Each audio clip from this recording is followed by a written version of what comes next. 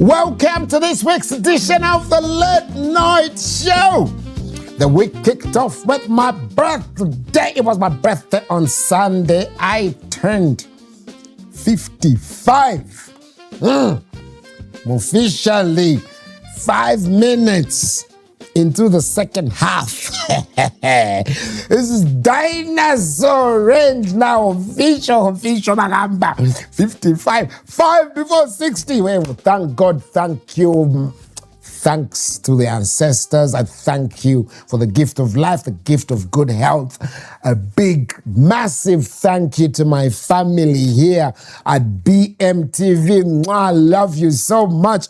Look at this cake that they put together, this lovely cake. And what, they even put an Oscar there with my name.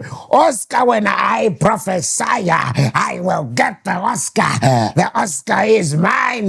BMTV, oh, thank you so much. I love you, family. Thank you for this beautiful cake. Happy birthday to the Pacman. Fortunately, this week, also, we buried our former vice president, Dr. Guy Lindsay Scott, who passed on. Rest in peace, sir. Thank you so much for serving Mother Zambia, a true son of Zambia. That man loved this country so much. We shall miss you, Dr. Guy Scott. We saw ECZ discontinue the ban on campaigning in Caputo. So the opposition candidate Brian Mundubile and of course his running mate Makebi Zulu have been allowed to continue with their campaigning in Caputo. We saw a bit of violence. Think about candidate Denny Yenga's campaign center was actually attacked allegedly by UPND cadres. We don't want to see this, so please, otherwise largely these campaigns have been non-violent, they've been peaceful, so I think these pockets of violence, we don't want to see them. Let's not have any violence. So please, as citizens, make sure we restrain ourselves. Let's not participate in any violent activities, in any tribal activities, let's just do what we always do as Zambians. Back to a very sensitive topic, and I know that my suggestions might not go, very well, might not go down very well with some people, because I want to talk about that story of the 2 young girls who traveled all the way from the Copperbelt to come here to, apparently sell their ovaries. How did that thought or those ideas, how did they go into those children's heads? Of course, it's through these devices. So parents, I think we need to pay extra attention to what our children are doing online. There is no negotiating, unless, of course, you don't care about your child. But if you do care as a parent, I think we now have to take that step. Who are our children talking to online? Who are they discussing? What are they discussing? What type of sites are they visiting? Who's planting what into their heads? This is something that we cannot negotiate. Even advanced economies, look at France. France passed a law to say no child under 15 years old must be online. They must not have a smartphone. So we need to sort of take certain steps, because whether we like it or not, there are wild animals out there. There are wild beasts, demons. So as parents, I think we need to take that extra precautionary measure. We need to take extra measures to protect our children. Who are our children talking to? In fact, let's just get these smartphones from these children and let them have maybe 1 or 2 hours every day. Because, some parents are actually irresponsible because they don't want to spend time with the child talking to them, so the phone has now become like a de facto babysitter. Talk to your children. Know your children. You can't let, and also these phones, because they are on them all the time, it's messing up their eyes even. It's even making, these children turning into zombies or AI-generated beings. So let's be very, very involved with our children's lives. Whether it's a boy, it's a girl. I think if they are below 15 years old, you need to know who they are talking to. And I know this might be a bit unethical, but sometimes you can even trick them. Yeah, bring me some water there. While they're quickly bringing water, go and look. Who are they talking to? What are they discussing? Yeah. Anyway, we'll be back after this break. And when we come back, of course, our guest will be with us right here. Our guest for today is none other than Thomas Kaluba, popularly known as Tommy D. Namafelo. Social media, 21 hours in Britain, BM but 21 hours perfect with the button you are Pacman watch on for late night show now. Pacman walk back.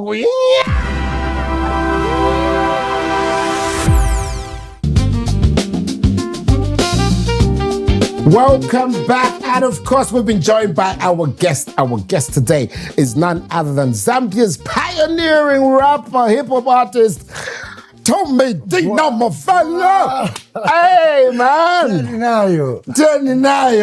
Thank you for having me on the late night show. It's a pleasure. I've been your fan also. Yeah. These are the real legends. Oh, wow. The people that inspired all of us to venture into entertainment. We used to watch them growing up. And today I'm with him on a TV show. I'm very humbled. Oh, wow. I am humbled as well, Tommy D. I've been a big fan of your stuff as well. You started... Tommy D, my fella, my first show. 10 now. You guys set the pace, and I mean, here we are. Oh, yeah. But otherwise, how have you been? It's so good to see you after a long time. I've been good. I've been, living the best life. Yep. Life has been good to me. I feel like I made a good choice venturing into entertainment, So, and you're looking good. You're looking thank you very much. Nice one. So let's get right into it. Your real name's Thomas Kaluba. Thomas Kaluba, yes, please. Tell us about Tommy D. Yeah, well, Tommy D. Tommy D, when I think about Tommy D, I think I've been called Tommy D ever since the Tommy Lee days. Remember when you had Tommy Lee Jones? Tommy Lee Jones, yes. So my classmates would always call me Tommy Lee because my name is Thomas. Then later on, I chose, when I decided to venture into rapping, I chose so many other aliases.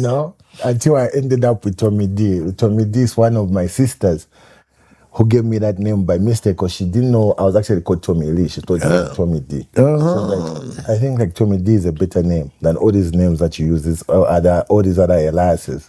And it's stuck nicely. Yeah. Tommy D. I mean, everyone who knows when you hear Tommy D, definitely. Yeah, so for a long time, it was just Tommy D. Like D didn't stand for anything. And over the years, people have been like, hey, Tommy D, this for the dealer. Tommy D, this for the donor. Tommy D, this for the district. You know what I mean? Tommy Dollar. Yeah. Omo Abeg, I'm giving you that. He's Tommy Dollar. Tommy Dollar, yeah. So tell us, take us right back into time. How did you find yourself into this industry? How did you find yourself in the entertainment industry?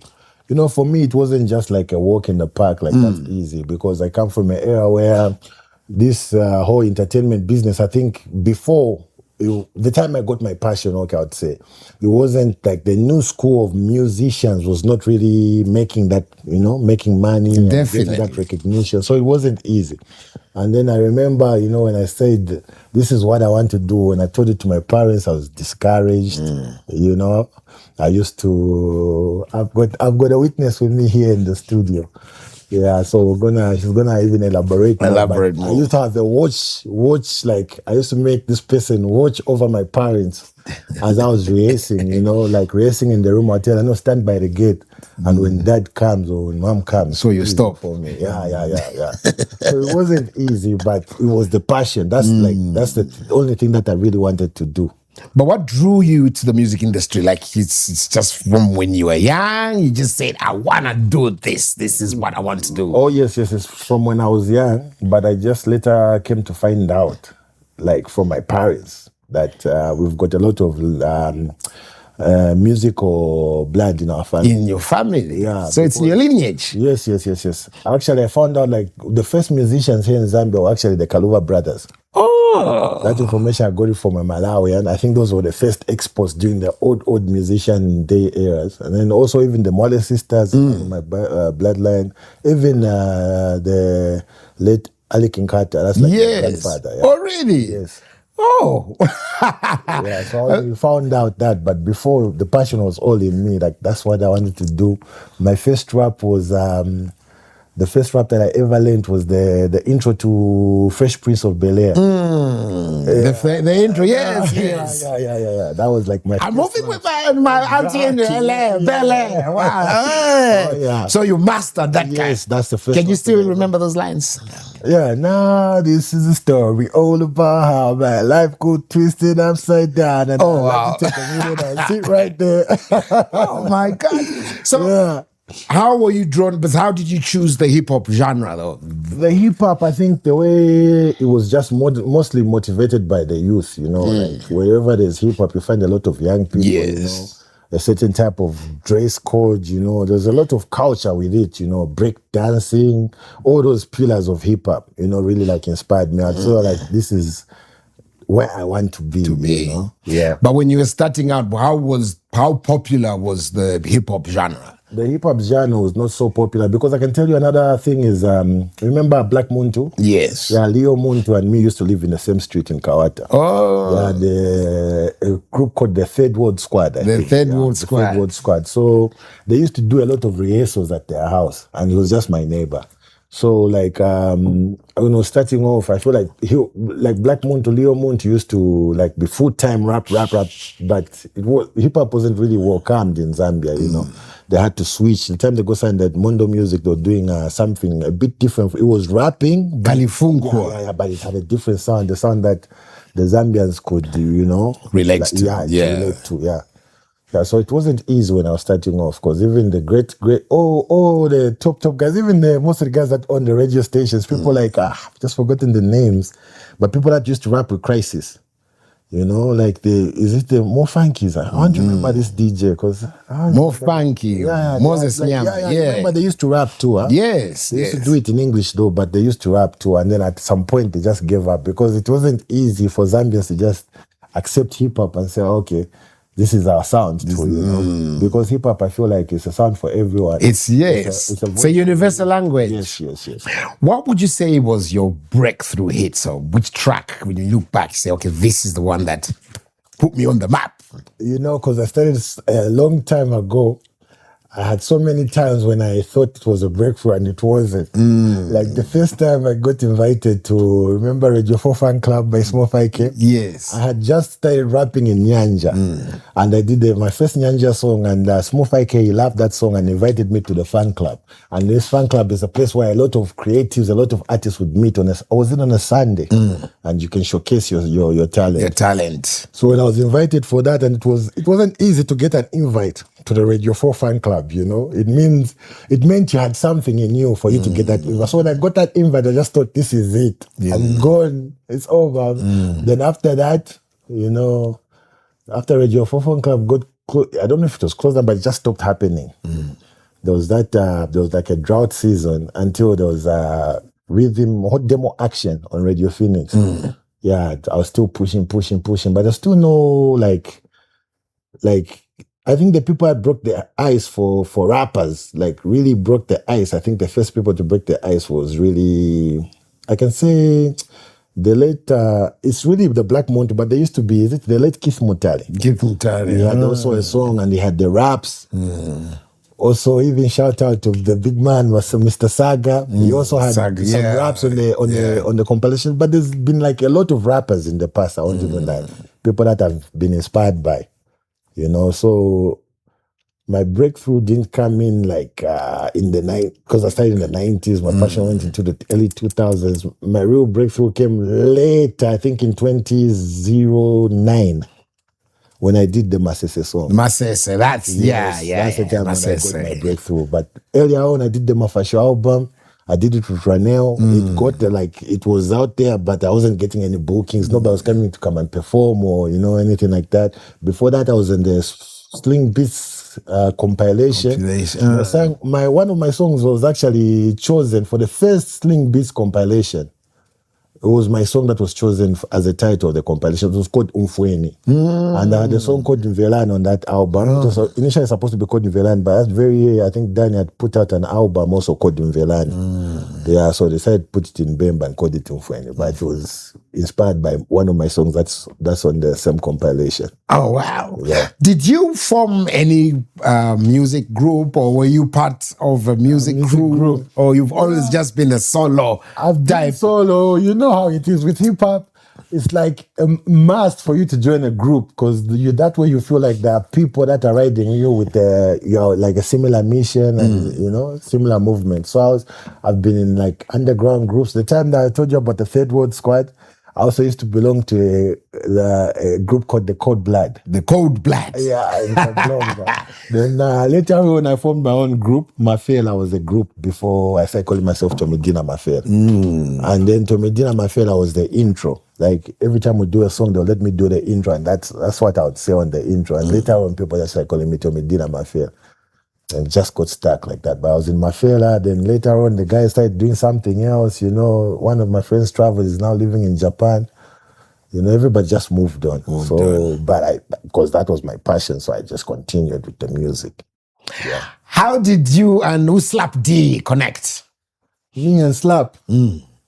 Well, me and Slap, we started connecting. The public doesn't even know. Before even the beef, because everybody knows me and Slap at some point had some beef. But before even those days, Slap is actually the person that reached out to me. Before he did the Asembe song, Asembe E7, because that was his first like breakthrough song.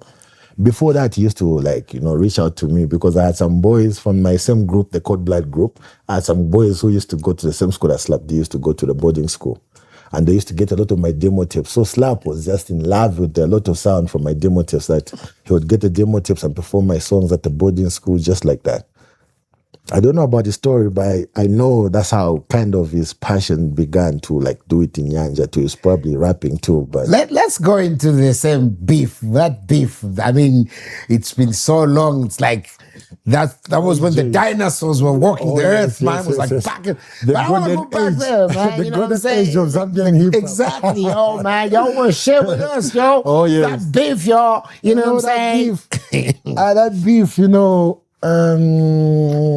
it all began over a song.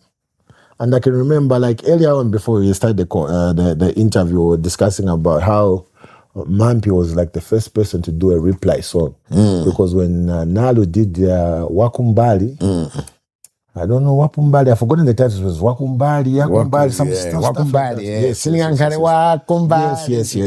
Yes. So she replied to Nalu. And I think Wakumbali really brought like a lot of attention to Mampi, you know what I mean? Because it was more than a reply. It was more like she was correcting what the Nalu song was to talk about. Nalu song was like discussing like a married man, and you had a side chick and telling your married guy to leave your wife so that if you want us to be together. The Mampi came through with that, I'm the wife at the house. And so there was a lot of like that social commentary in it, that it brought a lot of attention to Mampi. So like, as Mampi was doing her interviews, on one of the interviews, that's when like about the same time Slap D had dropped a hot song. I think it was called Solola. Yeah. So as Mampi was going for the interviews, I don't know which radio station, I can't remember exactly, but she was asked about Slap D, because there's one song on the song that after Mampi did the Wakumbali, she had the album called Chimo ni Chimo. Yeah. So on the Chimo and Chimo did the song together. And the thing of, hip hop, when it was just coming out, a lot of people say, hey, you won't make a manga, it was a big issue back in the day. Too much. So Mampi was asked whether it was Slap D featuring on the album. She said it was me. And she tried to explain like, no, Tommy D, this guy, Slap D sounds like Tommy D. Slap D was offended. And because the trend of her reply was still going like that, the same song that I feature on our album, the Chimo and Chimo, Slap D decided to reply to that song. The dissing Mampi. Yeah, she decided to dissing Mampi on that song. Then as days went by, that song blew up, the Slap D song. And then, Mampi is my sister. Of course. And then also he chose the wrong song, because the song that he replied to That's a song that I featured on. You know, so that also sparked a bit of like some attention, and I had to just, you know, do a reply, and that's how just things started happening, you know. The LSK beef. Yeah. Tell us more about your relationship with your sister Mampi. How do you guys connect? Where did you guys meet? Well, me and Mampi, we go way back. We used to be at the same school. Yeah, we used to be at the same school. I used to same grade actually. Same intake. Which school was that? Livala Secondary School. The time Mampi was at Livala Secondary School, I was there too. So by that time, I think around that time, she could sing, but her passion was in modeling more than music. And we, you know, after school, I was already connected to Sling Beats, and Mampi was already like entering the studios. And when she decided to take it seriously, it was just obviously like I was one of the connections she had to contact, you know. And we started doing the music. Although she found me at Sling Beats, she happened to release an album before me. And the problem was the same thing.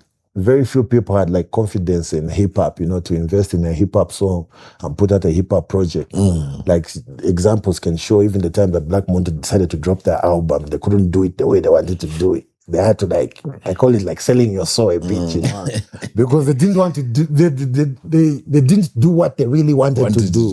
You know what I mean? Yeah. Yeah. So it was a challenge to just put out a hip hop album. Those days, it means you have to do all the financing, everything, and there was no social media. You see, there was no easy way out. Like you needed a cassette. There was no CDs where you can just bring a CD. You know, so the process was a bit cumbersome. Yeah. At some point, you moved to the Copper Belt. Oh yes, I moved to the Copper Belt in 2008. Okay, how long were you there for? I was there for like 5 years, I think. Yes.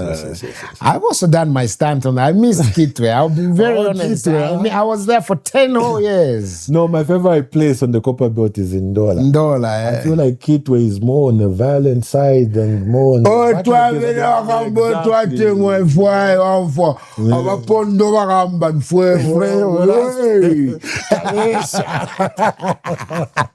Yeah, no, Kitwe is cool because Kitwe, I used to hang out in Kitwe a lot because that's where people like Dandy Crazy are from. That's why we used to meet. I knew Daliso from Kitwe. A lot of, you know, Kitwe, there's a lot of entertainment happening in the Kitwe. Yeah. More than in Ndola, compared to Ndola. Okay, but how was your experience on the Copper Belt? Like for 5 years that you were there? The Copper Belt for the 5 years was great because the time I moved to the Copper Belt, I had no option because that's the only time I found the promoter, and the promoter was based in Ndola. Okay. Yeah, so my promoter said, if we're going to do this album, we have to be together and you have to move to the Copper Belt. Yeah, so that's how I joined One Love Studios and started recordings in Mushili. I was staying in Mushili. Yeah. In Ndola. Last Bonano. Shout out to everybody. Last Bonano. Wow. Ramasala. Yeah. Those are my areas, yeah. So in the Copper Belt, when I got there like 2009, actually even my breakthrough album, the Masese album, was recorded on the Copper Belt. Yes. So at least there was like sponsorship, we had the studio equipment, and we had like a lot of creative and talented people. And I think that's the time I met Mark too, when I was in Ndola, because I remember going to Chingola to pick him up to come and work on my, a music video. In Ndola? In Ndola, yes. You seem to have gone quiet, Spaghetti. What was going on? I mean, are you back now? Are you any projects? What can we, I mean, it's very unfair to be very honest. I mean, as a pioneering artist, to be very honest, even when you're rapping, even to be some of the other hip hop artists, even the big ones who were coming on, they actually did sound like you because that was the first voice that we heard rapping in Nyanja. Oh, yes. You know, so can we expect something? Are you doing something? Of course. Right now I'm wearing a t-shirt. This is like my last project that I did. I did with Rough Kid. It's called Made in Lusaka. It's an EP with 5 songs. So with me, I'm always active in the game. Sometimes I'll be in the forefront, sometimes I'll be in the background. You know, there's a time when I disappeared from hip hop, but I didn't really disappear because I was doing like a side hustle, and that was like radio presenting. You know, I was just making sure like the hip hop songs are getting played on the radio and getting the airplay that they deserve.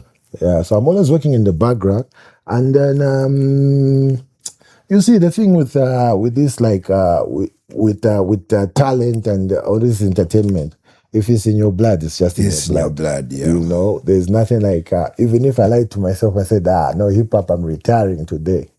2 years later, you find me in the studio In the trying to record a studio, hip hop yeah. song. You know, because it's what I do. It's part of me. It's It's who I in your am. DNA. Yes.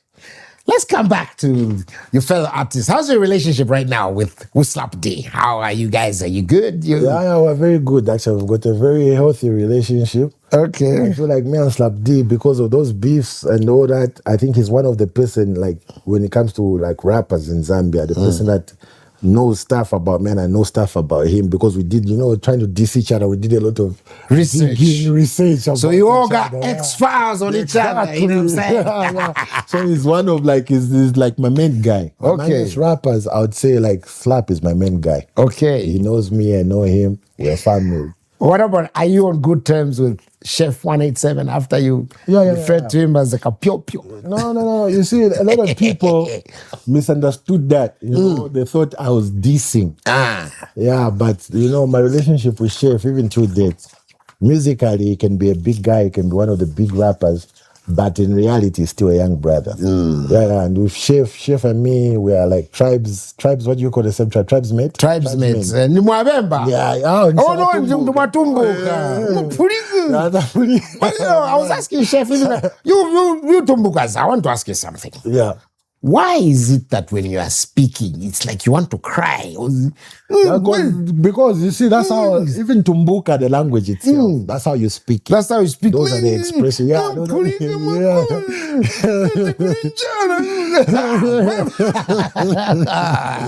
Oh, wow. And I love Tumbuka because I feel like Tumbuka, that's only like local language that you can slang. You can do whatever you want with it.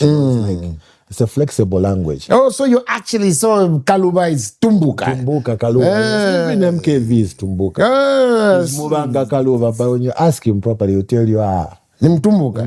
Simubemba. Mambiri ni Watumbuka. Hey. Okay, we're going to go for a break. And when we get back, we have someone who's with you in the studio, Foster. Foster, one of the pioneers also when it comes to like modeling in Zambia.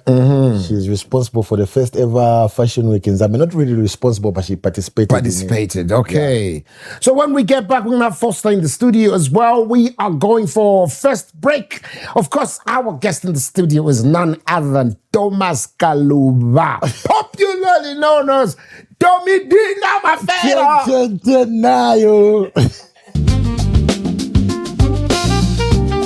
Yeah, boy, yes, this is your guy, your classic boy, Sweet Savage, Matthias Musumali in the building. You are watching The Late Night with Pacman on BMTV. Hey, watch some magic.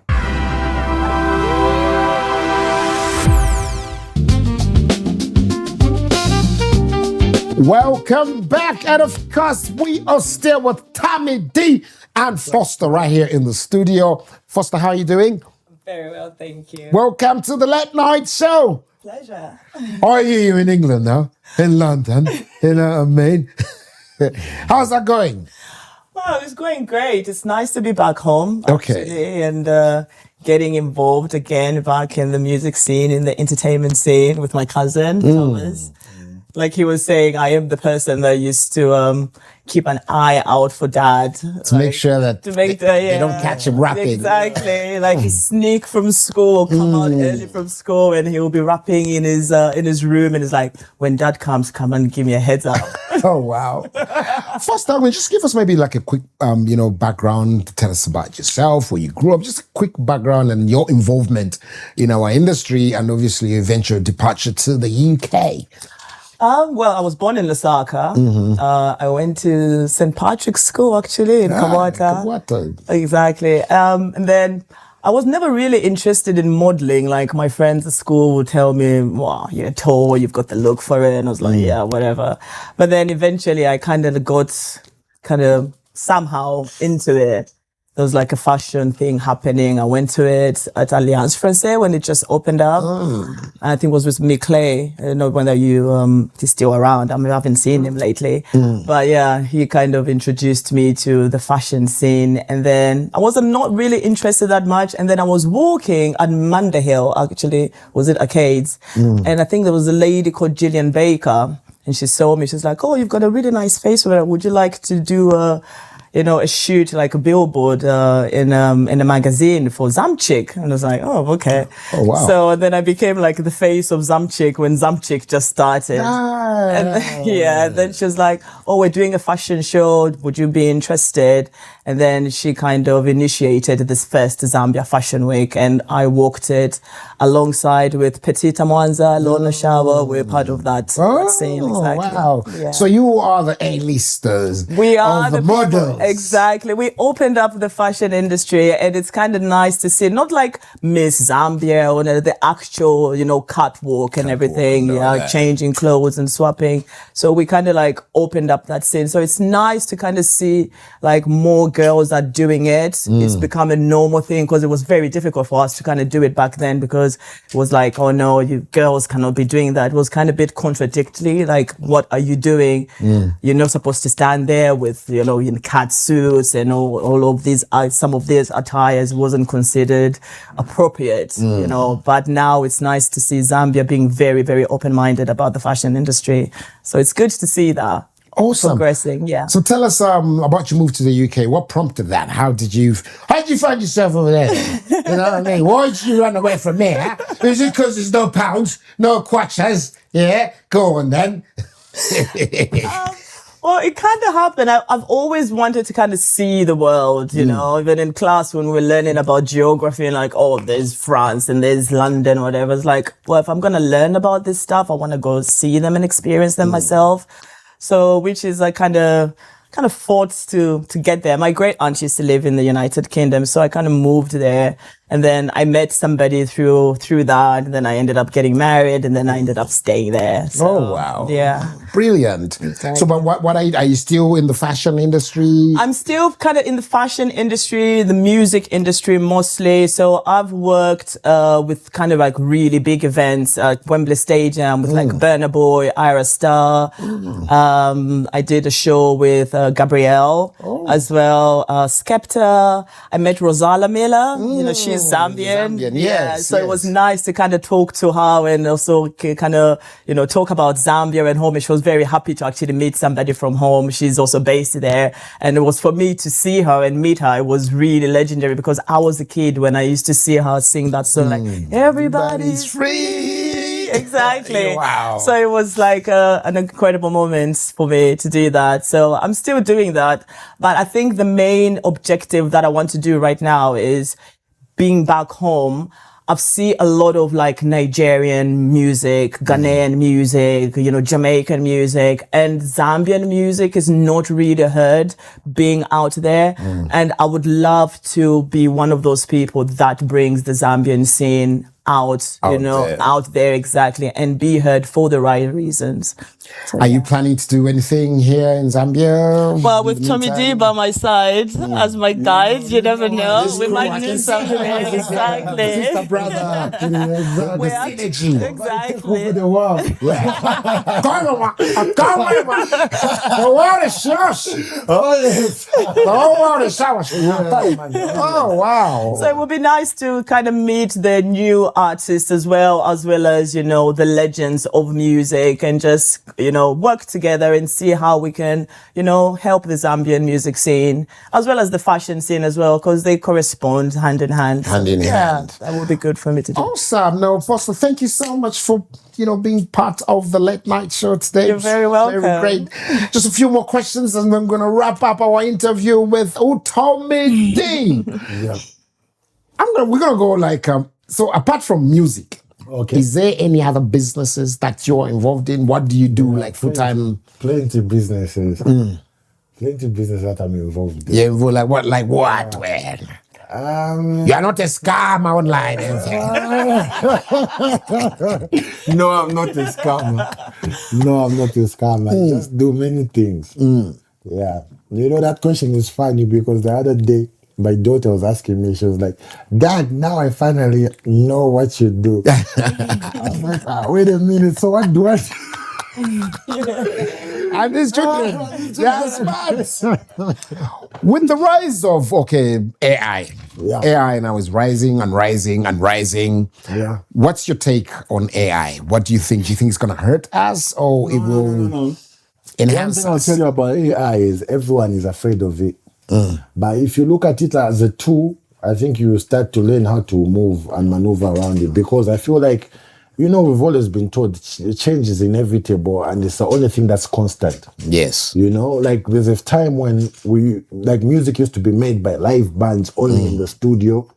So the coming of computers, everybody was like, this digital music, computer music, you know what I mean? But everybody adapted and started using the computers to make that music. And now there's AI, it's able to make the tools. I think what we don't understand is the fact that we feel like anybody can make a song. Trust me, if it's not your thing to do music, even with AI, if cooking is not your thing, even if AI was brought here and they said, give me the recipe of making such and such, if you're just not a chef, you can't. You know what I mean? So AI is just a tool. I don't know why you chose cooking, man, because me, I've tried to cook. That's one thing. I can't do it. There's such things like that. I can't do it. It's the same with football. You can ask AI, so like, what are the rules? How can I play to show you everything and break it down for you? But for you to kind of like play the game, it will have to be, it's your territory now. You have to put in the work for you to become that footballer that's standing out. You are, lovingly referred to as the godfather of hip hop in Zambia. Why do you think you've earned that title? That title, to tell you the truth, it makes me even feel pompous at times. It makes me feel pompous. When you call me that, I feel like I've got a 500 in my pocket. I think when I was given that title, because it solely came from like my fans start calling me that. Start calling me that. And I'm looking for a title of the album. I can say Muzenga Man. Just thought, let's make it the Godfather. The Godfather. That's what everybody's calling. And I feel like that's the only time I've been appreciated, by fans, giving me such, like remember before I said that there was so many alasses to this to me, but now, the fans have just said and seen my work and just identified me as the Godfather. The Godfather. I'm going to give you enough so you can't refuse. As the Godfather of hip hop, it's it's the best there is. How much money did you make, at the peak of your career? Peak of my career. Yes, I made some moolah. Like, if I say some figures right now, they sound exaggerated, but I from a rebasement. So, like, the first show that I ever did, I think it was 7 million kwacha.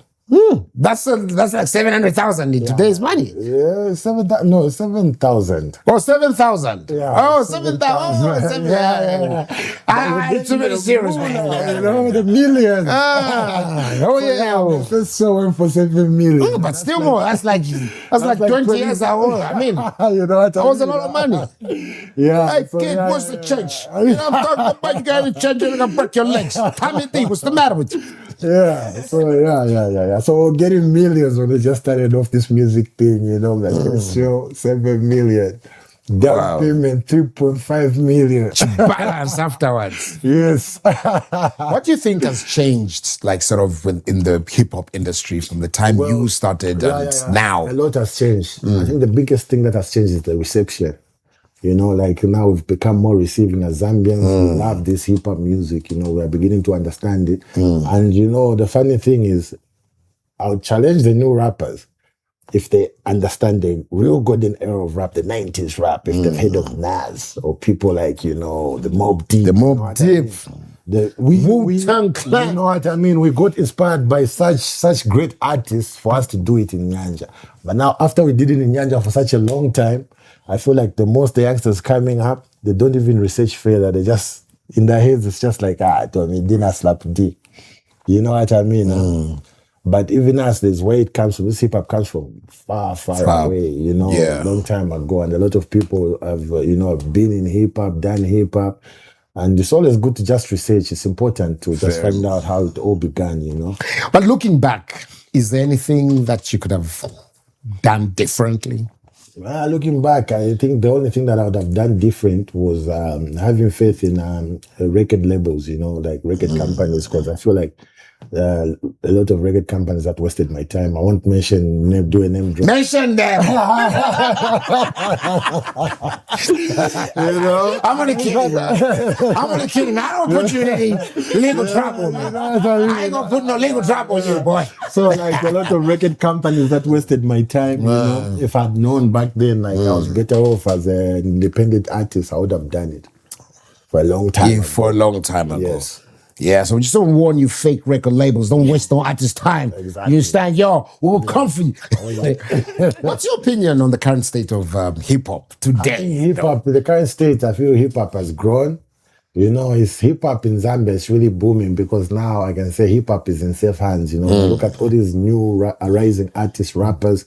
I think they're doing it they're really doing it for the hip-hop because there was an era where these new rappers would just come and feel like, when I say I'm the best, that's the time the people would listen to me, and they'll start dissing their peers, going against this, going against others to get that attention. But nowadays, these youngsters are coming up, they're, just like representing the culture, and the culture is being accepted in the country, which is good. And it's not only on rap, you know what I mean? But now in other genres, like for example, even in when you talk about dancing, it's become more trendy now. And if you see the street dancers, most of them they use hip hop songs, and a lot of graffiti too is being allowed. If you go down the Greatest Road now, you see a whole wall with graffiti. Shout out Toyota Zambia. Toyota Zambia, exactly. We DJing. So a lot of avenues have opened up, and now with the coming of social media, people are able to do positive podcasts, discuss this hip hop like issues for real. There's a lot of there's a lot of expansion and a lot of opportunity in hip hop. Yeah, currently. Have you ever thought of retiring? I've thought about quitting music, not retiring, like just quitting music, like saying what they say, like being insane. They say it's like doing the same thing over and expecting a different result. And that's why I say I hate the record companies because they made me feel like that at some point. I'd go to the studio, record an album and get same results. Go to the studio, record an album for a very long period of time. Studio, you know who you are. Yeah. So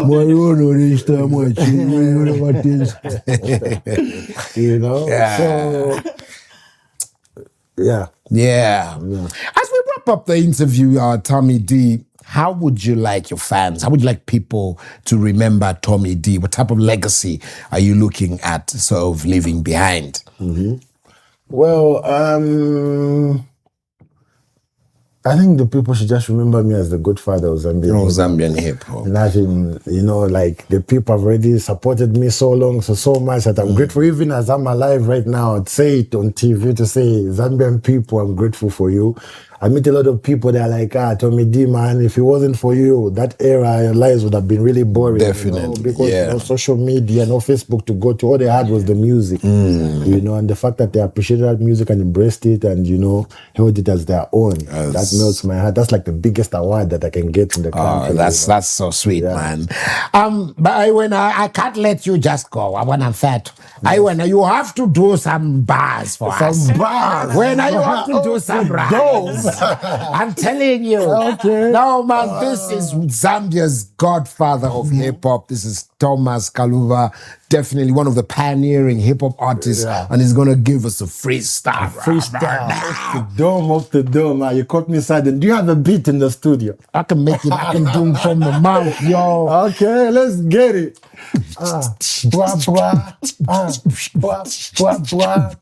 Kuchokela pamene ninazushila matumba. Every weekend nitibo nina nkumba. House parties chichilishila pa nyumba. Nikajaka nshima mavirgin insomba. Kunda fly girl sinipezeka na ndonga. Professor in charge apandia anilonda.